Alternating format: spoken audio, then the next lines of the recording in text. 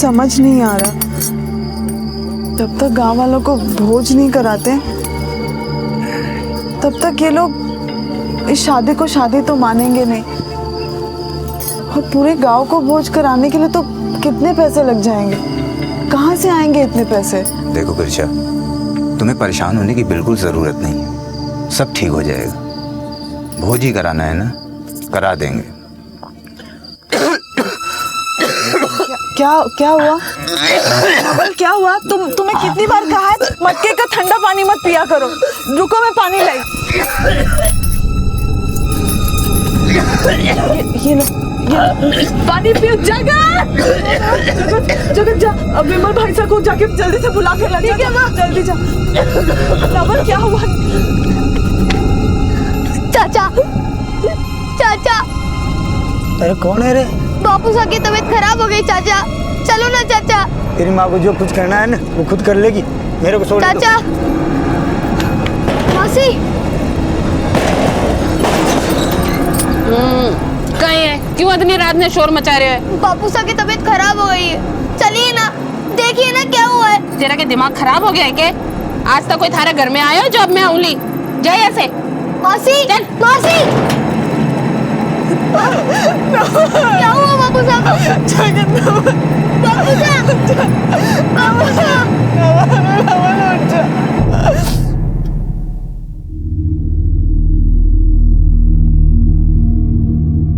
भाई मुझे तो चिंता हो रही है इस बच्चे की। अब ये नवल तो मर गया, पर ये बच्चा तो अब हमेशा के लिए नाजायज की औलाद नहीं कहलाएगा। चलो भाई, चलो 4 लोग कंधा दे दो भाई। जब तक गांव वालों को भोज नहीं मिल जाता तब तक इस शादी को यहां कोई नहीं मानता। भोज तो करवाया नहीं किसी को, पर हाँ जोश ही जोश में वो काम जरूर कर गए जो सबके बाद में आता है, बच्चा।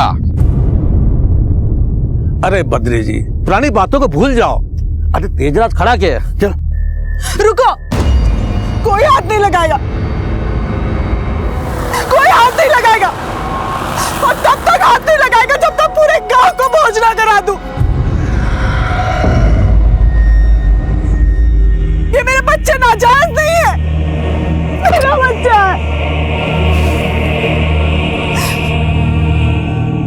अब इस चिता को आग तब लगेगी जब मेरे बच्चे को उसका हक मिलेगा। पर गिरजा देख, जाओ यहाँ से, कोई नहीं चाहिए। चलो चलो चलो भाई, चलो चलो चलो।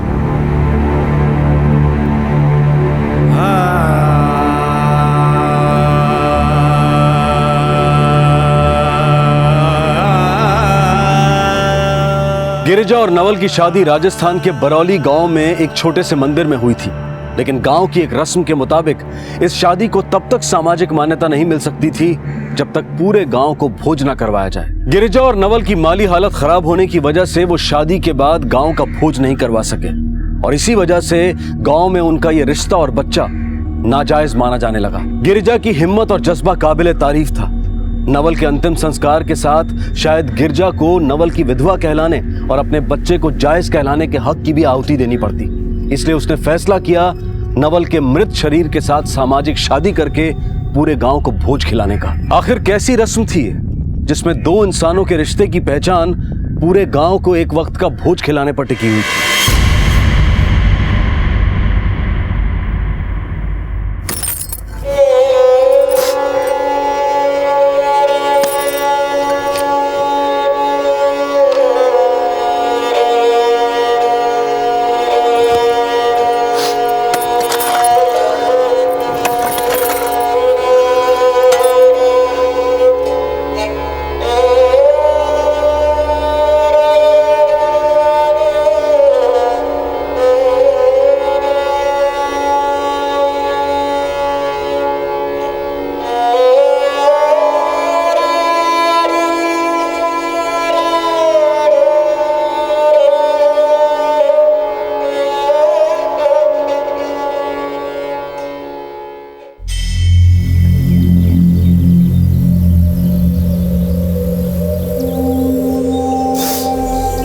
भाई साहब, थोड़ी सी घास ले लो। मुझे नहीं चाहिए आपका घास फूस। थोड़ी सी ले लो भाई साहब। नहीं नहीं, मुझे नहीं चाहिए, आप ले जाओ। थारे ताने अंडे कोई काम धंधो को ने भाग अंडा सु दोबारा मत आज काम मांगवा निकले यहाँ से।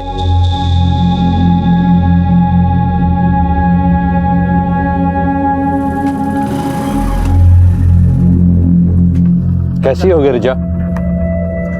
शिवराम बता रहा था कि तुम काम ढूंढ रही हो। देखो गिरिजा, मैं तुम्हारी मजबूरियों को समझता ही नहीं, उनका निवारण भी है मेरे पास। बस एक छोटी सी शर्त है। क्या मतलब? शर्त ये कि तुम मुझे समझो और मैं तुम्हें। ये क्या कह रहे हैं आप?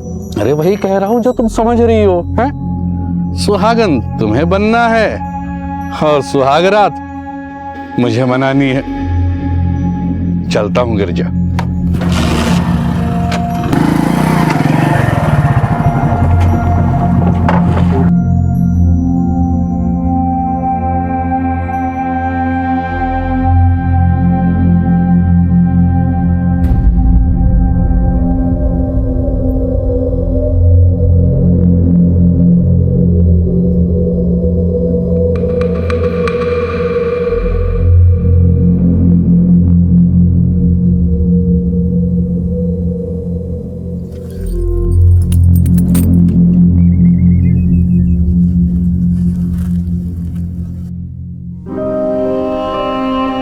ये ढूंढ रही हो ना?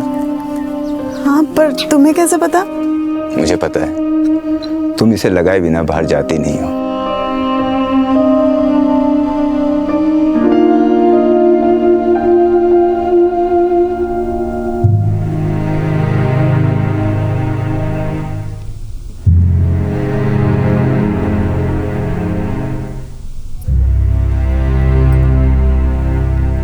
जिस सिंदूर की इज्जत तुम्हारे जीते जी किसी ने नहीं की,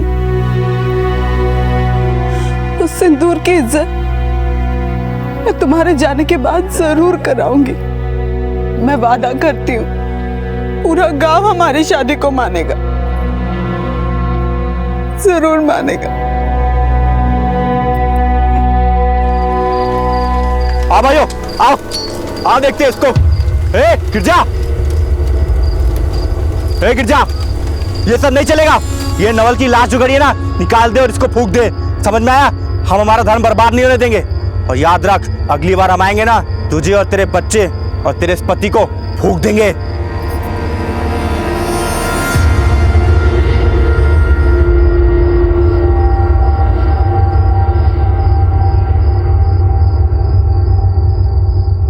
तुम्हें परेशान होने की बिल्कुल जरूरत नहीं। भोज ही कराना है ना, करा देंगे। जब तक गांव वालों को भोज नहीं मिल जाता, तब तक इस शादी को यहां कोई नहीं मानता। ये बच्चा तो अब हमेशा के लिए नाजायज की औलाद ही कहलाएगा।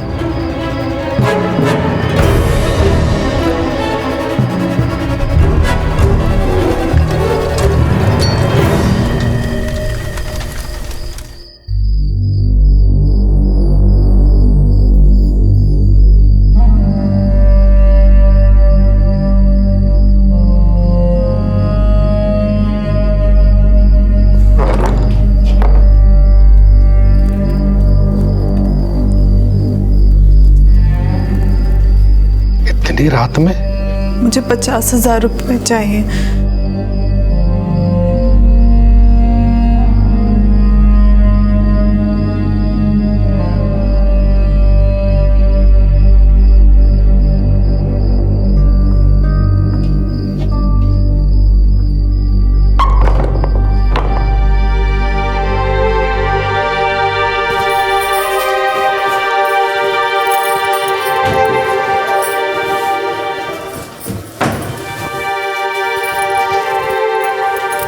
ये लो, ये 25,000 रुपए।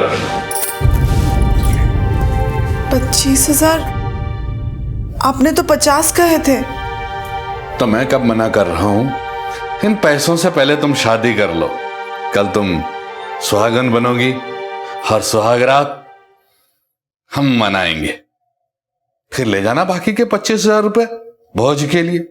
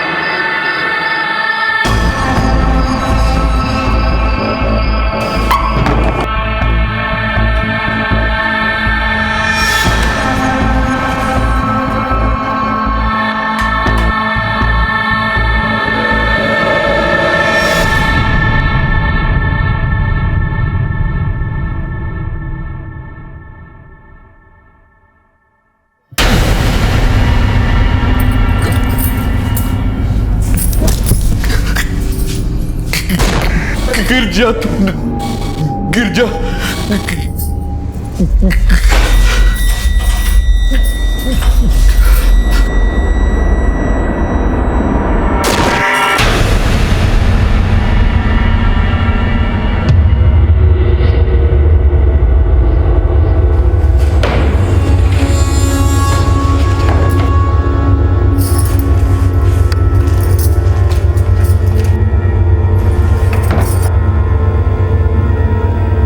बापू साहब,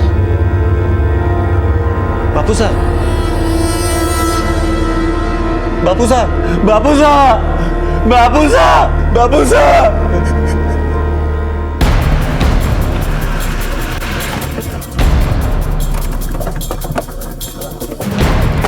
रास्ता दीजिए, रास्ता रास्ता दीजिए, रास्ता रास्ता।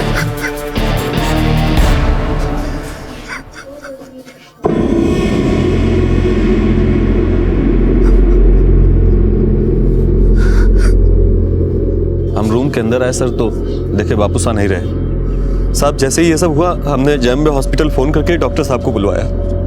उन्होंने ही आने के बाद बताया कि अब बापू साहब नहीं रहे। वो ये भी कह रहे थे कि किसी ने उनको जहर दिया है। किसी पे कोई शक? शक? हमें पूरा यकीन है सर। नवल की बीवी गिरजा का करा कराया ये सब करके भागते हुए देखा था हमने उसको यहां से।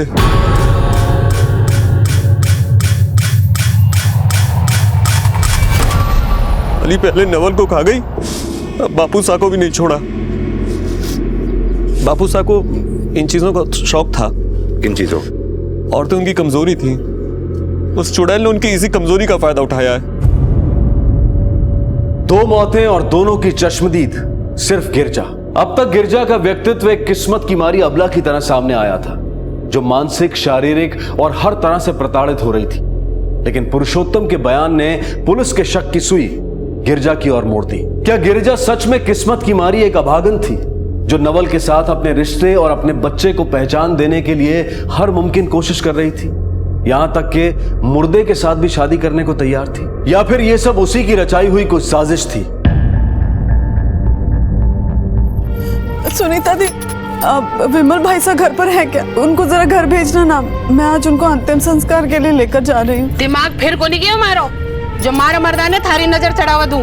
बस 5 मिनट के लिए भेज दो। चल तो थारा काम कर जा, बस 5 बड़े काम करवा दे।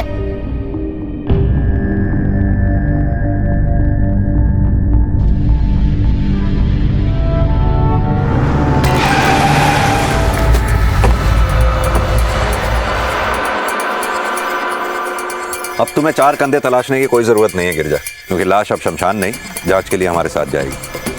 कुछ सवालों का जवाब भी चाहिए हमें तुमसे। ले चलो। मैंने कुछ नहीं किया साहब, मैंने कुछ नहीं किया साहब। ये सच है कि मेरे और बद्री के बीच में ऐसे संबंध थे,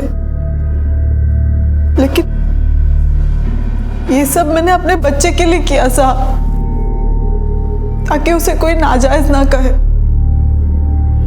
मैं तो बस नवल से शादी करके गाँव वालों को भोज खिलाने के लिए जो पैसे लगने वाले हैं उसके इंतजाम में लगी थी साहब। इसी बीच मुझे बद्री ने कहा कि वो मुझे पैसे दे सकता है। बस मैंने उसे नहीं मारा साहब। अच्छा चलो गिरजा, हम तुम्हारी इस कहानी पर भरोसा कर लेते हैं, लेकिन तुम्हारे पति नवल और बद्री के मौत के बीच में इतनी समानता कैसे?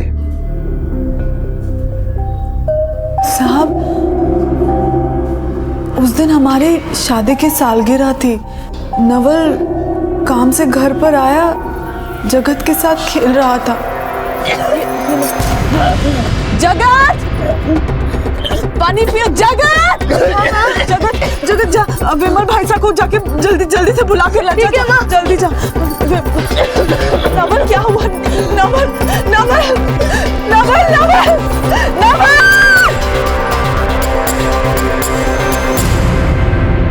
देखो गिरजा, अभी तो हम तुम्हें जाने दे रहे हैं, लेकिन अगर एक भी सबूत तुम्हारे खिलाफ मिला तो तुम्हें फिर यहां आना पड़ेगा।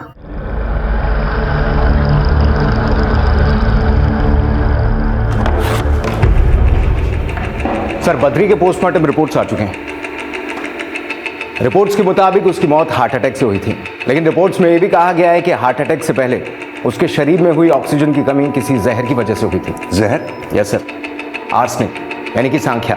इस जहर की वजह से शरीर में तेजी से ऑक्सीजन की कमी होती है। डॉक्टर्स ने यह भी कहा है कि मरते वक्त बद्री ने काफी ज्यादा अल्कोहल कंज्यूम कर रखा था। कहीं ऐसा तो नहीं कि गिरजा ने ही वो जहर शराब में डालकर उसे दिया हो? एक काम करो, नवल की पोस्टमार्टम रिपोर्ट को स्पेशली चेक करने को कहो। पता करो ये जहर उसकी बॉडी में भी था या नहीं। सर, तब तक गिरजा को अरेस्ट कर उससे अच्छे से पूछताछ करें। नहीं जाहिद, गिरजा एक अनपढ़ औरत है। अगर किसी विक्टिम को मारने के लिए ऐसा जहर इस्तेमाल हुआ है जो इतना रेयर है, तो जरूर उसके पीछे उसके साथ कोई ना कोई है। इस रणनीति को बना के देने वाला दिमाग हो सकता है कहीं और बैठा हो। अगर हम गिरजा को गिरफ्तार ना करें तो हो सकता है उस शख्स तक हम पहुंच जाएं। एक काम करो, अपने कुछ आदमियों को प्लेन कपड़ों में गिरजा के घर के आसपास तैनात करो। पता करो वो कहाँ जाती है, किससे मिलती है, ये सारी रिपोर्ट चाहिए मुझे। सर,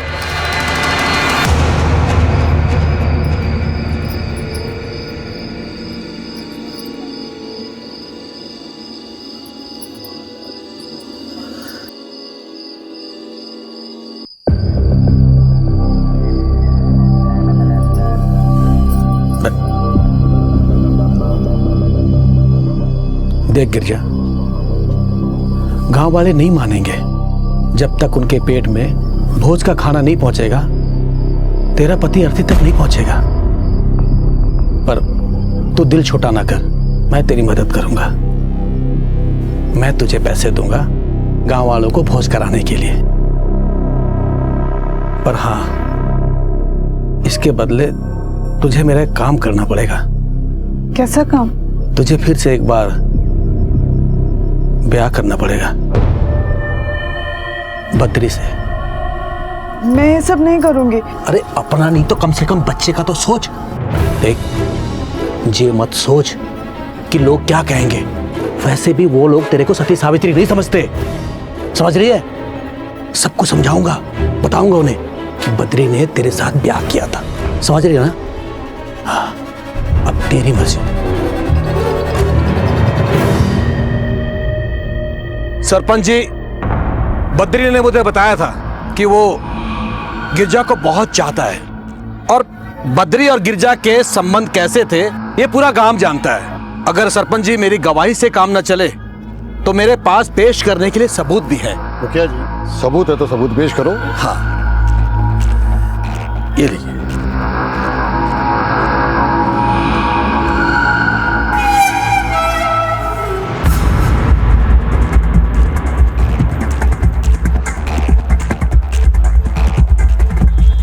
मुखिया जी, इन फोटो को देखने से पता चलता है कि बद्री और गिरजा के बीच में गहरे संबंध थे, और हमारी तो राय ये है बद्री और गिरजा की शादी करा देनी चाहिए। क्यों भाइयों, आप सब लोग सहमत हो? जय हो। सर, जिस जहर के बारे में आपने हमें बताया था, उस जहर के ट्रेसेस बॉडी से कभी जाते नहीं। सर, इस बॉडी का हमने क्लोजली इंस्पेक्शन करा है, और इस बॉडी के बालों और नाखूनों से हमें आर्सेनिक के ट्रेसेस मिले हैं। व्हाट? सर, क्या बात है जाहिद? सर, गांव से मनीष का कॉल आया था। उसने कहा कि गांव में गिरजा की शादी बद्री की लाश से होने वाली। राम नाम, राम नाम, राम नाम, राम नाम, राम नाम। और ये जो काम हो रही है बहुत गलत हो रही है। बिल्कुल गलत हो रहा है। राम नाम, राम नाम, बिल्कुल ठीक है। राम नाम, आज नहीं छोड़ेंगे। राम नाम, राम नाम, राम नाम, राम नाम, नाम। पुरुषोत्तम, अर्थी ने नीचे रख। ये पंचायत का हुक्म है, बद्री और गिरजा का ब्याह होएगा। अर्थी उठ चुकी है, वापस जमीन पर नहीं रखी जा सकती। अरे कैसे नहीं रखी जा सकती? सारे गांव को पता है कि बद्री और गिरजा का संबंध था। अब गिरजा बद्री से ब्याह करके अपना कलंक धोना चाहती है, और यही पंचायत का हुक्म भी है। अरे ये उस गिरजा की चाल है, बापू साहब की संपत्ति हड़पना चाहती है वो। देखिए हम शमशान जा रहे हैं, हमारा रास्ता मत रोकिए। ये बात है तेजराज, ऐसे नहीं मानेगो। पंचायत का हुक्म है और हम हुक्म मनवा के रहेंगे। चल जाओ। अरे लेकिन मुखिया जी ऐसा कैसे हो सकता है? अरे कैसे नहीं हो सकता, ऐसे ही होगा। गिरजा!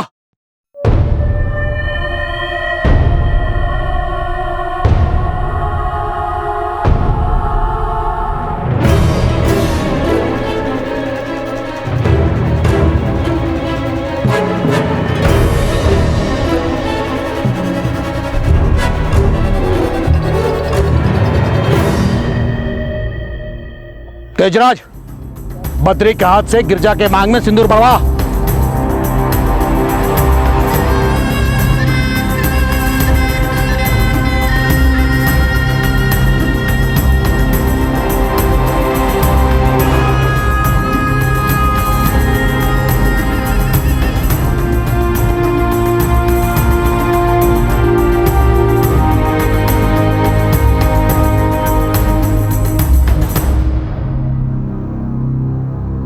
देख पुरुषोत्तम, मुखिया का धर्म होता है गांव की मर्यादा का पालन करना, और मैं अपनी मर्यादा का पालन कर रहा हूं। मैं पंचायत से कहकर बद्री की संपत्ति के 2 बराबर हिस्से करवाऊंगा। आधा हिस्सा तुम्हारा और बाकी का आधा हिस्सा गिरजा का। अरे अब जो भी करना है मुखिया जी कर लो, मैं भी चुप बैठने वाला नहीं। इसका फैसला अब कोर्ट में होगा, और एक बात याद रखना, एक फूटी कौड़ी नहीं दूंगा। क्या हो रहा है यहाँ? क्या मामला है ये? और हाँ पुरुषोत्तम, तुम अपने पिता का शव ले जा सकते हो संस्कार के लिए। जी सर। देखो दरोगा जी, ये हमारे गांव का मामला है, आप बीच में ना पड़ो। मुखिया जी, कानून का मामला है ये। अब आप हमें बताएंगे कि हमें कहां पढ़ना चाहिए और कहां नहीं। इन्वेस्टिगेशन शुरू है, खूनी की तलाश है। खूनी की तलाश? बद्री का खून हुआ था क्या? हाँ, और बहुत जल्द पता चल जाएगा किसने किया। इस गांव में रिश्तों और प्रथाओं के नाम पर एक घिनौना मजाक चल रहा था। गिरजा की शादी फिर से एक मृत व्यक्ति के साथ होने वाली थी, और इस शादी के बदले में जो सौदा गिरजा के साथ किया गया था, वो सौदा था लोभ और लालच का। और इन सब के बीच बड़ा सवाल यह था कि नवल और बद्री के शरीर में यह जहर आया कैसे।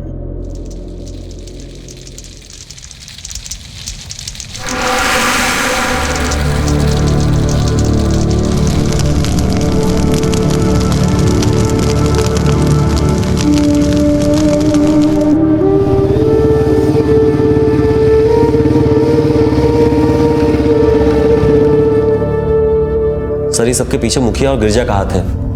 बापू सा जमींदार थे हमारे, बहुत पैसा था उनके पास, सबकी नजर उनके पैसे पे थी। ये मुखिया की चाल है सर, उसने गिरजा का इस्तेमाल करके उसकी मदद से हमारे बापू साहब को मार डाला। चल भाई, सीधा लेके जा।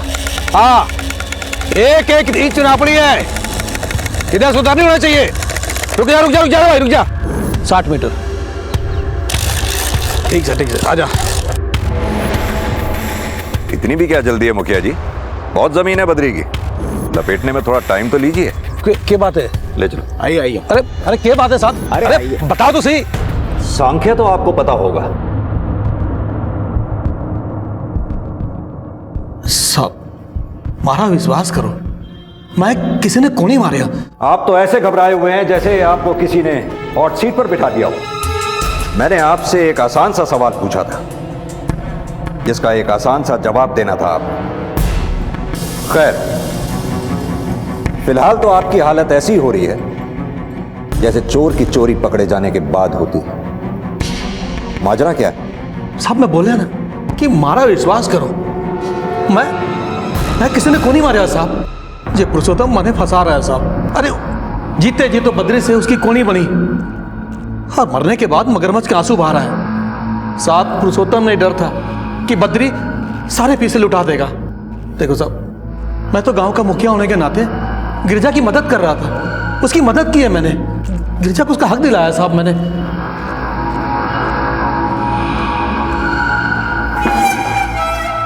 सर, मैंने गांव के लोगों से पूछताछ की, कुछ अंदर की खबर मिली है। कैसी खबर? सर, बद्री और इस श्रीराम में बनती नहीं थी। वो गांव का जमींदार था तो ये गांव का मुखिया, दोनों के बीच अहम की लड़ाई थी। कुछ लोगों ने बताया कि बद्री पैसे के बलबूते पर खुद मुखिया का चुनाव लड़ना चाहता था। मुखिया को तो कई तरह से खतरा था बद्री से। इस पुरुषोत्तम के बारे में कुछ पता चला? हाँ सर, अपने पिता की रंगीन मिजाजी से बहुत परेशान था। उसने कई बार उनको समझाया, लेकिन बद्री ने उसकी सुनी नहीं। नवल की मौत से गिरजा और मुखिया को तो फायदा है, पर पुरुषोत्तम को नहीं। लेकिन बद्री की मौत से इन तीनों का फायदा है। अपने आदमियों से कहो इन तीनों पर कड़ी निगरानी रखें, सादे कपड़ों में। तब तक हम एक काम करते हैं, पुरुषोत्तम और श्री राम इन दोनों के घरों को तलाशते हैं। अगर इनमें से किसी ने भी उस जहर का इस्तेमाल उस मर्डर को प्लान करने में से किया है तो हो सकता है हमें वो जगह मिल जाए जहां उस जहर के ट्रेसेस हों। ये लग गया अंगूठा तेरा पेपर पे, अब हो गया पक्का काम। चले, पर हाँ एक बात का ध्यान रखना, हमारे बीच में जो भी तय हुआ है किसी को पता नहीं चलना चाहिए, समझ गए?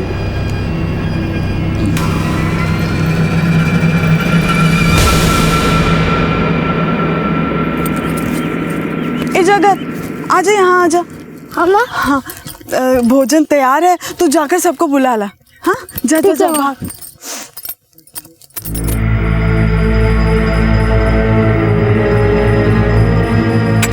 चाची क्या है?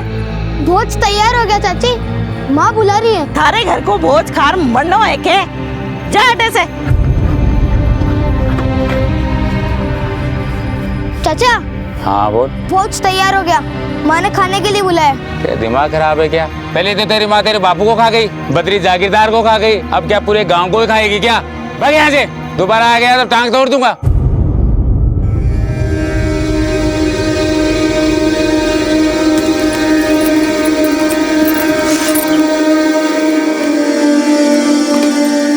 क्या हुआ जगत? सब कहाँ है?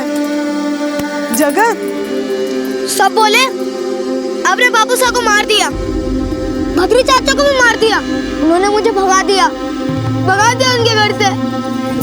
अच्छा, वो लोग मुझे बोले ना, तुझे कोई कुछ नहीं बोलेगा।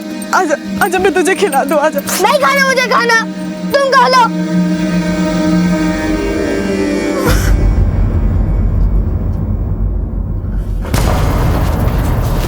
क्या हुआ इंस्पेक्टर साहब? कुछ नहीं, तुम्हारे घर की तलाशी लेनी। लेकिन देखो आप लोग। अरे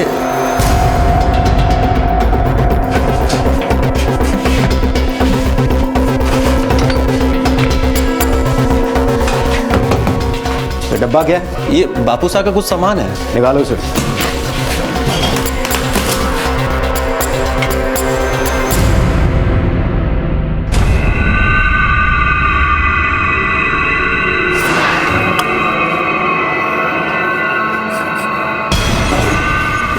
ये क्या?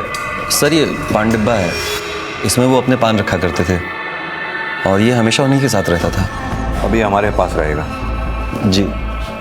वैसे ये पान मंगवाते कहाँ से थे तुम्हारे बापू साहब? जी वो चौराहे पे तेजराज की दुकान है, पान अच्छा बनाता है वो, उसका पान उन्हें पसंद था, वहीं से मंगवाते थे।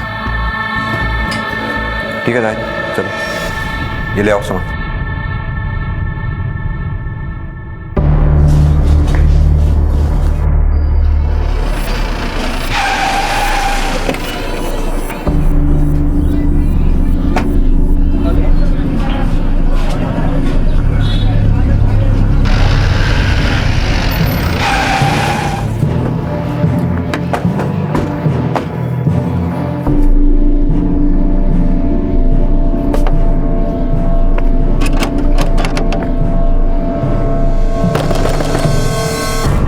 दरवाजा अंदर से बंद है। एक काम करो जाहिद, दरवाजा तोड़ो।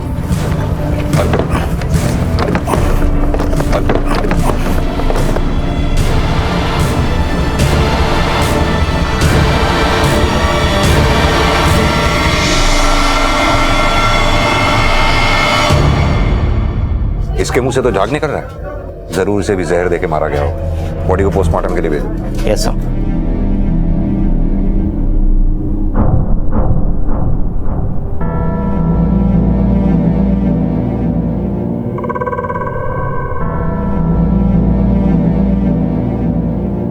सर, मैंने आसपास के कुछ पड़ोसियों से पूछताछ की। कुछ लोगों ने बताया कि तेजराज मुखिया को किराया देने निकला था। किस बात का किराया? सर, तेजराज जिस जगह अपनी दुकान चलाता था वो जगह मुखिया की है, उसी ने उसे वो दुकान खुलवा कर दी थी। सब मारो, विश्वास करो साहब, मैं कभी कोई नहीं मारा साहब, मने मत मारो साहब। तेजराज को तेरे भूत ने मारा? कहां से लाया था वो जहर तू, जो तूने तेजराज को पान में लगाने के लिए कहा था? और जब तुझे ये पता चला कि हमें मालूम हो गया है कि बद्री का खून हुआ है, तो तेजराज को ही ठिकाने लगा दिया ताकि तेरा ये राज उसकी मौत के साथ दफन हो जाए। साहब हमारा विश्वास करो साहब, मैं किसी ने कोई जहर को नहीं दिया साहब, और ना ही किसी को मारने के पीछे हमारा कोई हाथ है साहब। ये बात मुझे जरूर पता थी साहब कि तेजराज ही बद्री ने पान खिलाया करता था, और साहब मैंने बिल्कुल भी बताया को नहीं, कुछ भी पता नहीं साहब जी कि वो जहर तेजराज ने कहाँ से मिला और किसके कहने पर उसने बद्री को जहर दिया साहब, मुझे कोई नहीं पता साहब। हमने तेरे कॉल रिकॉर्ड्स चेक किए। तूने सुबह सुबह तेजराज को कॉल किया था ना, क्या बात की थी उससे? क्या बात की थी उससे? साहब तेजराज ने पूरे गांव की खबर रहती थी साहब। मैंने उसे फोन किया था साहब ये जानने के लिए कि गांव में कोई नई खबर है या नहीं साहब। उसने मुझे बताया कि इस सब के पीछे वो गिरजा कहाँ थे साहब। मुखिया देख, अब किसी और नई कहानी के लिए वक्त नहीं है हमारे पास, समझा? सब कहानी नहीं है साहब, बिल्कुल सच कह रहे हो साहब। उसने मैंने बताया कि उस रात नवल जिस रात मारा वो पान लेकर गया था तेजराज की दुकान से। और तेजराज भाई, एक हमारा वाला पान बनाना। ये क्या है? अरे भाई इसमें किए थे पलंग तोड़ पान। पलंग तोड़ पान? साला शादी की सालगिरह आज मेरी है और मैं इतना थक चुका हूँ कि एक ढेला भी नहीं ला सकता। अरे तो इसे ले जाओ ना यार, वैसे तोहफा है भाभी जी का, पर काम तुम्हारे आएगा। लेकिन तुमने तो किसी और के लिए बनाया होगा। अरे वो बद्री जी के लिए बनाया था, तुम ले जाओ मैं देख लूंगा। ठीक है तेजा। और साहब उसी रात नवल मर गया, और हाँ फिर दूसरे दिन उसकी बीबी वो पान का डब्बा भी दे आई साहब। डब्बे से जहर के ट्रेसेस तो मिले ही थे। एक काम करो साहिब, एक टीम को साथ ले जाओ और गिरजा को फौरन थाने ले आओ। वक्त आ गया उसके पेट से भी राज बाहर निकाले जाए। और हाँ, श्री राम को तब तक बिल्कुल मत छोड़ना। जी।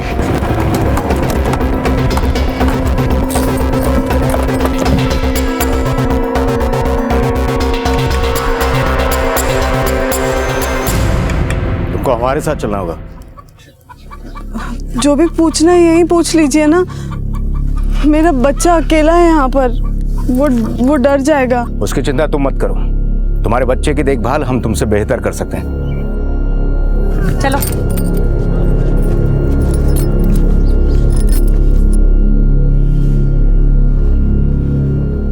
हाँ साहब, उस दिन नवल पान लेकर तो आए थे। देखो आज मैं क्या लेके आया। क्या है? पान। हाँ। आज हमारी शादी की सालगिरह है, तो मैंने सोचा क्यों ना पान खा के शुरू की जाए। मैं चाहता हूँ कि तुम अपने हाथों से पान खिलाओ।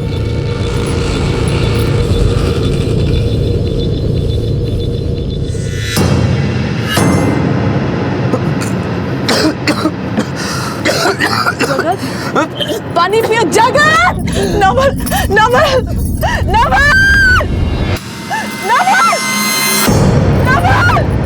पति की मौत हुई थी, कुछ दिन तो शोक मना ही सकती थी, फिर ये पान का डब्बा वापस करने का ख्याल कहां से आया? सब गांव से कोई भी हमारे घर पे आता जाता नहीं था, सब हमारे बच्चे को नाजायज कहते थे। हमने क्या क्या दिन देखे हैं बस हम लोगों को पता है साहब, इसीलिए मैंने तुरंत उस डिब्बे को पान वाले के पास दे आई। जाहिद, श्रीराम और गिरजा की कहानियां जरूर अलग अलग हैं, पर मंजिल एक ही है, तेजराज पनवाड़ी। ये जरूर दोनों हमसे कुछ ना कुछ छुपा रहे हैं, नहीं चाहते कि हम तेजराज तक पहुंचे, ताकि इस मौत के रास्ते पे पर्दा पड़ा रहे। सर ये तेजराज के यहाँ जितने लोग पान खाने वाले आते हैं, अगर उन सबसे पूछताछ की जाए तो? Great idea. एक एक से पूछताछ करते हैं कि नवल और बद्री के साथ जो कुछ भी हुआ, ऐसा पहले भी कुछ हुआ है या नहीं।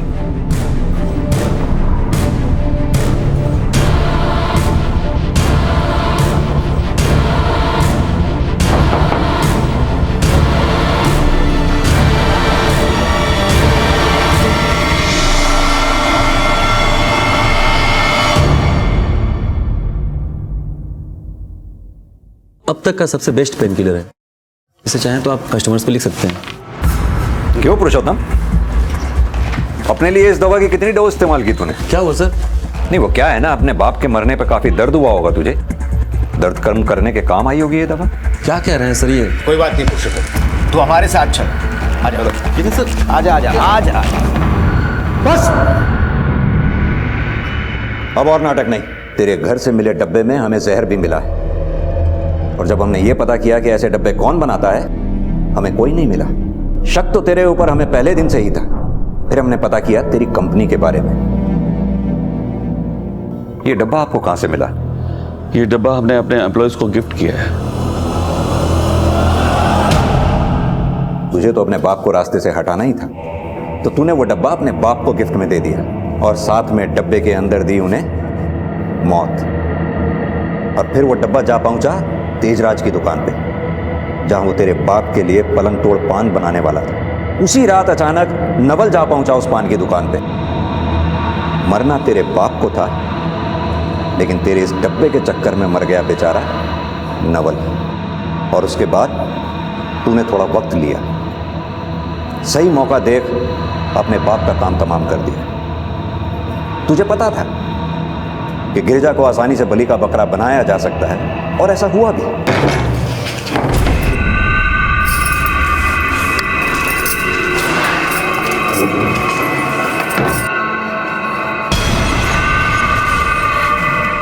बापू साहब, बापू साहब,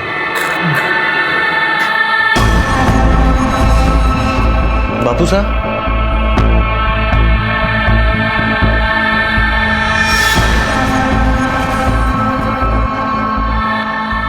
कानून तो तुझे तेरे किए की सजा देगा ही, पर उन सारे पापों का क्या होगा जो तेरी वजह से किसी बेकसूर ने सहे?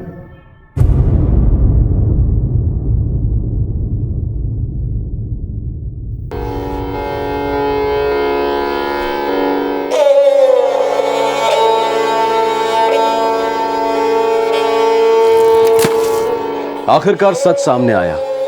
गिरिजा के पति की लाश को उसके बेटे ने आग दी, और इस सब में गांव वालों ने भी उसका साथ दिया। पुरुषोत्तम और मुखिया अपने किए की सजा जेल की सलाखों के पीछे काट रहे हैं। मनुष्य ने जीवन को बेहतर तरीके से जीने के लिए समाज की रचना की, और इस समाज को चलाने के लिए उसने कुछ नियमों को बनाया। ये सभी कुछ ये सोचकर किया गया था कि मनुष्य खुशहाल जिंदगी जी सके, एक दूसरे के सुख दुख में काम आ सके। लेकिन वक्त के साथ कुछ लोगों ने इन नियमों का दुरुपयोग करना शुरू कर दिया और एक दूसरे के दुख का कारण बन गए। इस केस में पूरा गांव एक परंपरा को लेकर गलत धारणा बना चुका था। भोज यानी कि लोगों को शादी के बाद खाना खिलाने की परंपरा, और यह परंपरा इस गांव के लिए एक हथकंडा बन चुकी थी उन लोगों को परेशान करने के लिए जिनकी माली हालत इतनी अच्छी नहीं थी कि वो पूरे गांव का भोज करवा सके। उन्हें मानसिक रूप से प्रताड़ित किया जाता था, उनके रिश्ते को अवैध बताया जाता था, जबकि ये सरासर गलत है। पुरुषोत्तम लालच के मारे अपने ही पिता को मारने की ठान चुका था, और उसे पता था कि इस सब में गिरिजा को फंसाकर अपने आप को कानून के फंदे से दूर रखना उसके लिए आसान होगा। और शायद वो ये भूल गया था कि क्राइम नेवर पेज। अब मैं अनूप सोनी आपसे विदा लेता हूं, फिर मुलाकात होगी अगले एपिसोड में एक और चौंका देने वाले केस के साथ। तब तक अपना और अपने परिवार का ख्याल रखें और देखते रहें क्राइम पेट्रोल डायल 100। सबक एक को सीख हम सबको। जय हिंद।